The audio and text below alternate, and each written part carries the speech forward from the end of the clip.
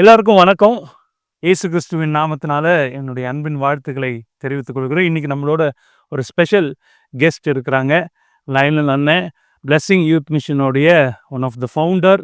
இப்போது ஜெனரல் ஓவர்சியரா இருந்து நம்மளுடைய இயக்கத்தை வழிநடத்தக்கூடிய அண்ணன் நம்மளோடு இணைந்திருக்கிறாங்க. தேங்க்யூண்ணே. அண்ணனோட சில கேள்விகளை நான் கேட்க ஆயத்தமாக இருக்கிறேன். அண்ணனுக்கு அந்த கேள்விகள்லாம் தெரியாது. இது ஒரு ரேபிட் ஃபயர் ரவுண்டு தான். ஒரு ஜாலியான டிஸ்கஷன். ஸோ முதல் கேள்வி என்னென்னாண்ணே, நீங்கள் வந்து இபியில் சீஃப் இன்ஜினியராக, தமிழ்நாடு எலக்ட்ரிசிட்டி போர்டில் சீஃப் இன்ஜினியராகவும் இருந்தீங்க. அதே சமயத்தில் ஊழியமும் நீங்கள் வந்து செஞ்சீங்க. இன்ஃபேக்ட் உங்களுடைய அந்த இபி டிபார்ட்மெண்ட்டில் மோஸ்ட் ஹையஸ்ட் போஸ்ட் ரிட்டையர்ட் ஆன அப்புறம் கூட ஸ்பெஷல் டியூட்டியில் ஒரு 2 வருஷம் கோல்டு மெடல் அரசாங்கமே உங்களுக்கு கொடுத்துருக்குது. அவங்க உங்களை வாழ்த்தி அந்த விருதை கொடுத்துருக்குறாங்க. எனக்கு என்ன பெரிய ஒரு கியூரியாசிட்டி அப்படின்னா, 2 எஜமான்களுக்கு ஊழியம் செய்ய முடியாதுன்னு பைபிள் சொல்லுது.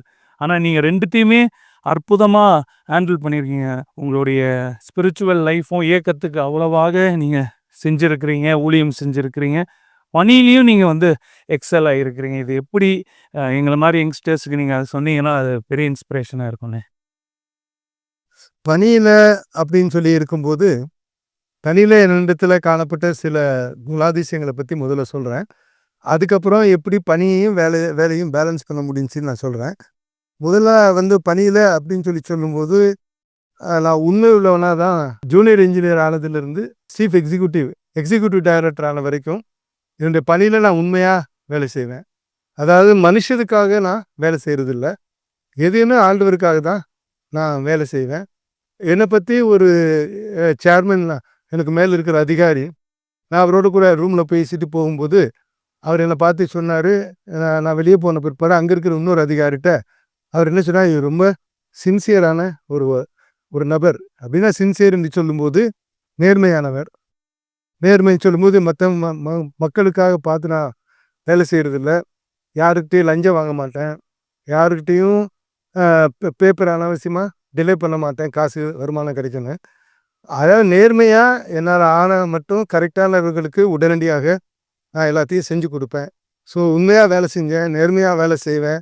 அது மாத்திரமல்ல, அரசாங்கத்திற்கு இப்போ நீங்கள் சொன்ன மாதிரி ஒரு நிறையா லாபம் கிடைக்கக்கூடிய அளவுக்கு நான் செஞ்சதுக்கு ஒரு காரணம் என்னென்னா, நம்ம ஏதோ பர்சனலாக அதில் நான் எதையும் எதிர்பார்க்கலை. எப்போதுமே பர்சனலாக எதிர்பார்த்து நான் எதையும் செய்கிறதில்ல. எப்படி இந்த ட்ரிப்பு நமக்கு இந்த பொறுப்பை கொடுத்துட்டாங்க, மின்சாரத்தில் வந்து மின் தடை வரக்கூடாது சம்மர் மந்த்ஸில், அதனால் அரசாங்கத்துக்கு கெட்ட பேர் விடுமே என்ன சொல்லி யோசித்தேன். பக்கத்தில் இருக்க அண்டை மாநிலங்களில் சில மாநிலங்களில் நம்ம சம்மர் மந்த்ஸில் அவங்களுக்கு மின்சாரம் தேவையில்லை, நமக்கு தேவை. அப்போ அவங்கள்ட்ட சொன்னேன், நீங்கள் உங்களுக்கு தேவையில்லாத மாதம் இது, இந்த சம்மர் மந்த்ஸ் அதே எனக்கு கொடுங்க. நம்ம பார்டர் டீலில் எங்களுக்கு ஜூலை ஆகஸ்ட் செப்டம்பர்லாம் மான்சூன் பெய்யும், அப்போ எங்களுக்கு நிறையா இருக்கும், அப்போ நாங்கள் உங்களுக்கு அதை திரும்ப கொடுக்க முடியும்னாலும் அவங்க ஒத்துக்கிட்டாங்க. அது மூலமாக மாற்றினதுனால நல்ல முறையில் போச்சு. அது மாத்திரம் இல்லை, அவங்க எங்களுக்கு அனுப்பின பவரில் 1 மில்லியன் கூட யூனிட் கூட விடாமல் என்டையர் பவரை அவங்களுக்கு நான் ரிட்டர்ன் பண்ணேன். ஸோ அதனால் அவங்களுக்கு என் மேலே ஒரு அபிமானம் டெவலப் ஆச்சு, அதிகாரிகளுக்கு என் மேலே அபிமானம் நல்லா டெவலப் ஆச்சு. அடுத்தது நீங்கள் ஊழியத்தை குறித்து கேட்குறீங்க. நான் ஊழியத்தில் சொல்லும்போது, நான் சின்ன வயசில் 15 வயதில் ரட்சிக்கப்பட்டேன். ஆனால் நான் +2 முடித்துட்டு, உங்கள் கணக்குப்படி +2, எங்கள் கணக்குப்படி ப்ரீ யூனிவர்சிட்டி, அதை முடிச்சுட்டு நான் வந்து இன்ஜினியரிங் கல்லூரிக்கு போய் சேர்ந்தபோது அங்கே இருக்கிற ஜெபக்குழுவில் சேர்ந்து அங்கே எல்லாம் ப்ரே பண்ணும்போது, என்னுடைய படிப்புலேயும் நான் உண்மையாக இருக்கணும், படிக்கிற காலத்துலேயும் என்னால் முடிஞ்ச அளவுக்கு படித்தேன்.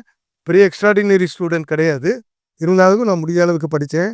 ஆனால் அதே நேரத்தில் கல்லூரி நாட்களிலேயே பக்கத்தில் இருக்கிற இடங்களுக்கெல்லாம் ஊழியத்துக்கு நான் போவேன், கிராமங்களுக்கு போவேன்.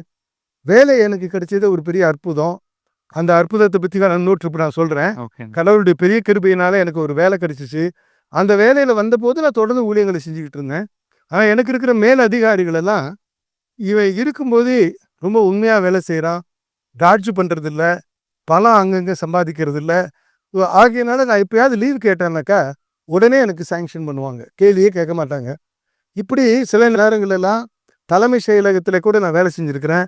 எனக்கு மேலே இருக்கிற அதிகாரிகள்கிட்ட போய், சார் எனக்கு கொஞ்சம் வேலை வேணும் அப்படின்னு சொல்லி, லீவ் வேணும் அப்படின்னு சொன்ன உடனே அவர் நீங்கள் போங்க, அதாவது நான் பொய் சொல்ல மாட்டேன், அனாவசியமாக அதை லீவ் கேட்க மாட்டேன்னு ஒரு நம்பிக்கை என் மேலே இருந்ததுனால பல மாதங்கள் ஒரிசாவுக்கு மாத்திரம் 1 மாதத்துக்கு மேலே லீவ் போட்டுட்டு போயிருக்கிறேன். இது மாதிரி எல்லா ஸ்டேட்லையும் கிட்டத்தட்ட ஆல்மோஸ்ட் எல்லா ஸ்டேட்லையும் சுற்றி வந்திருக்கிறேன். அதுக்கு இந்த அரசாங்க வேலையும் செஞ்சுக்கிட்டு நான் அப்படி போகிறதுக்கு இருந்த முதல் காரணம் என்ன அப்படின்னு சொன்னீங்கன்னா, அரசாங்கத்தில் என்னை பற்றி ஒரு நல்ல அபிப்பிராயம் வந்தது உண்மையானவன். அதனால எனக்கு லீவு கொடுத்தாங்க. லீவு கொடுத்ததுனால நான் அங்கெல்லாம் போய் நல்லா ஊழியங்களை செய்ய முடிஞ்சிச்சு. ஆனால் அரசாங்கத்தில் யாருக்கும் என்னை பற்றி எவ்வளவு ஊழியங்களை செய்கிறவன்னு சொல்லி அவங்களுக்கு தெரிஞ்சிருக்குமான்னு எனக்கு தெரியாது. ஆகையினால நான் கேட்குறது தேவையில்லாமல் கேட்க மாட்டேன், லீவுன்னு சொல்லி அவங்க கொடுத்தாங்க. அதனால பல மாநிலங்களுக்கு ஆண்டவரை பற்றி சொன்னேன். அது மாத்திரம் இல்லை, லீவு சாதாரண நாட்களிலும் ஹாலிடேஸ் எல்லாம் பார்த்தீங்கன்னா, ஹாலிடேஸான வீக் டேஸாக இருந்தால் கூட அப்படியே வேலையெல்லாம் முடிச்சுக்கிட்டு அப்படியே திரும்பி வருவேன். திரும்பி வரும்போதே கூட பிரேயர்ஸ் நடத்துவேன். அதில் இருக்கிறதா இப்போ ஒரு பிரதர் இந்த நம்ம பிளஸோலலாம் கூட பேசுகிறாரு, இப்போ ஒரு பெரிய அதிகாரியாக இருக்கிறாரு. அதெல்லாம் வந்தது காரணம், வேலையை முடிச்சுட்டு உடனே வீட்டுக்கு போகலாம் அப்படின்னு கிடையாது. வேலையை முடிச்சுட்டு முடித்த பிற்பாடு அந்த ப்ரேயர் செல்லுக்கு போவேன். அது மாத்திரமில்லை, நானும் என் மனைவி ஒரு டாக்டர். அதனால் கல்யாணம் ஆன போது அவங்க 60 கிலோமீட்டர் தள்ளி இருந்தாங்க. அதனால நான் வீக்கெண்ட்ஸ் எல்லாமே வெளியே ஊழியத்துக்கு தான் போவேன். அதனால தான் லீவு நாட்கள்னு.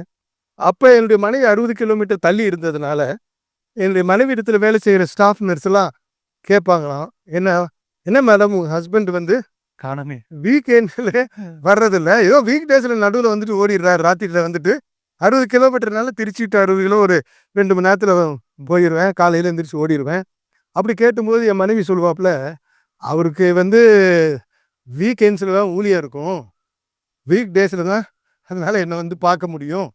அப்படி வேலைகளை முடிச்சுட்டு பல இடங்களுக்கு மனைவியை பார்க்க போனாலும் சரி, சில நம்முடைய உள்ளூரில் இருக்கிற மீட்டிங்களை நடத்தினாலும் சரி, வேலையை முடிச்சுட்டு பெட்டியோடு கூட சின்ன சூட்கேஸோடு கூட ஆஃபீஸ்க்கே நான் போயிடுவேன். எல்லாம் லேட் ஆகக்கூடாது, நம்ம ஊழியம் செய்கிறதுனால மற்றவங்க பாதிக்கக்கூடாதுன்னு சொல்லி செவரல் டைம்ஸ் பிரயாணத்திலேருந்து சின்ன பிரீஃப்கேஸோட வேலைக்கு போயிருக்கிறேன்.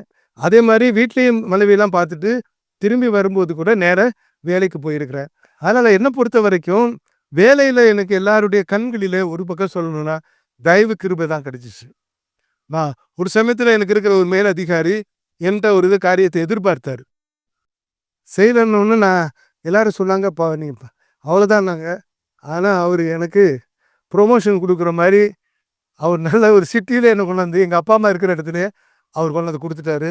அது மாத்திரமில்லை, இன்னொரு அக்கேஷனில் நான் கூட இந்த மாதிரி அதிகாரிகள் சில காரியங்களை எங்கிட்ட கேட்டபோது நான் அவர்கிட்ட, சார் தயவுசெய்து இதை மாத்திரம் என்கிட்ட கேட்காதீங்க, வேறு என்ன வேணாலும் நான் செய்வேன், இது மாத்திரம் நான் கடவுளுக்கு பயந்தவன், இதை என்கிட்ட கேட்காதீங்கன்னு ஒரே புரிஞ்சுக்கிட்டு அதை கேட்கல. நான் கடவுளுக்காக அந்த இடத்துல நான் நின்னேன். நிற்க வேண்டிய இடத்துல வேலை செஞ்சேன், கடவுளுக்காக நின்னேன். அதே நேரத்தில் நான் மட்டும் ஆண்டவருடைய ஊழியத்தை செய்தேன், இன்னும் செஞ்சுக்கிட்டே இருக்கிறேன். Thank you uncle. ஸோ இதில் இருந்து நான் என்ன புரிஞ்சுக்கிறேன் அப்படின்னா, நம்ம இன்டெகிரிட்டியோட உண்மையாக இருந்தோம் அப்படின்னா நம்மளோட சத்துருக்களை கூட ஆண்டவர் நமக்காக உதவி செய்வதற்கு ஆயத்தப்படுத்துகிறார். ஆண்டவர் நம்மளோட கூட இருக்கிறாரு. உங்கள் வாழ்க்கையிலிருந்து உண்மைத்துவம், ஃபெய்த்ஃபுல்னஸ், அதுக்கப்புறம் ஆண்டவருக்காக ஏதாவது ஒரு சோம்பேறித்தனமாக இல்லாமல், இல்லை நான் சாக்கு போக்கு சொல்லாமல், ஆண்டவருக்காக நான் ஒரு ஸ்டெப்பு எடுத்து வைக்கும்போது ஆண்டவர் எனக்காக நிறைய ஸ்டெப் எடுத்து வைப்பார் அப்படின்றது எனக்கு புரியுதுண்ணே. இது இல்லாமல் இன்னொரு ஒரு சம்பவத்தையும் நான் உங்களுக்கு இந்த வேலையோடு சேர்ந்ததுனால நான் உங்களுக்கு சொல்ல வரேன். என் மனைவி ஒரு 60 கிலோமீட்டர் தள்ளி இருந்ததுனால ரொம்ப ட்ரை பண்ணி பார்த்தோம். என் மனைவி டிரான்ஸ்ஃபர் நான் இருக்கிற இடத்துக்கு மாற்றணுன்றதுக்கு. ஆனால் அது ரொம்ப ரொம்ப கஷ்டமாகிட்டே இருந்துகிட்டே இருந்துச்சு. அப்புறம் நான் யோசித்தேன், பைபிள் படி நம்ம கணவனும் மனைவியும் ஒரு இடத்துல தானே இருக்கணும் அப்படின்னு சொல்லி என் மனைவி இருக்கிற இடத்துக்கு ட்ரான்ஸ்ஃபர் கொடுத்தேன். உடனடியாக எங்கள் அதிகாரிகள் எல்லாம் இந்த நேர்மை மற்ற காரியங்கள்லாம் பார்த்துட்டு உடனே அப்ரூவ் பண்ணி ஆர்டர்ஸ் இஷ்யூ பண்ணிட்டாங்க.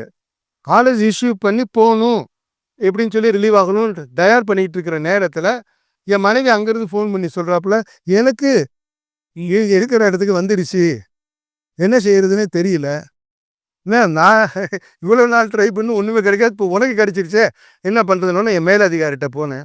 அவர்கிட்ட போய், சார் இது மாதிரி நான் அவ்வளோ நாள் கஷ்டப்பட்டேன், இப்போ என் மனைவிக்கே ட்ரான்ஸ்ஃபர் கிடச்சி, என்ன அவர் என்னங்க உங்களால் பெரிய இப்போ கஷ்டமாக இருக்குது அப்படின்னு சொல்லிட்டு உடனடியாக அந்த ஆர்டரை கேன்சல் பண்ணி எனக்கு நான் அந்த திருச்சியில இருந்து அந்த திருச்சியிலே அந்த ஒரு போஸ்டிங்ஸ் போட்டு கொடுத்தாரு.